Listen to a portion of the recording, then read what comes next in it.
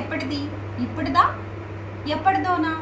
ఇప్పుడు చేసిన కర్మ ఫలితం ఇప్పుడే అనుభవిస్తామా, లేక ఎప్పుడైనా అనుభవిస్తామా?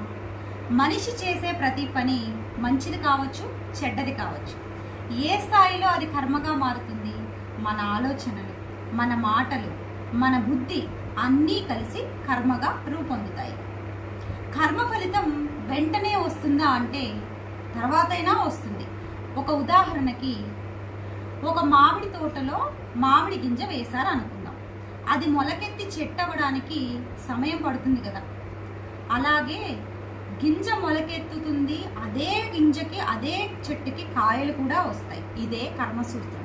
చేసిన పని వెంటనే ఫలితం ఇవ్వకపోవచ్చు, కానీ తప్పకుండా ఎప్పటికైనా ఫలితం ఇస్తుంది. మన జీవితంలో జరిగే కొన్ని సంఘటనలు సుఖాలు కావచ్చు, సంతోషాలు కావచ్చు, బాధలు కావచ్చు, ఏదైనా గత జన్మ కర్మ ఫలితంగానే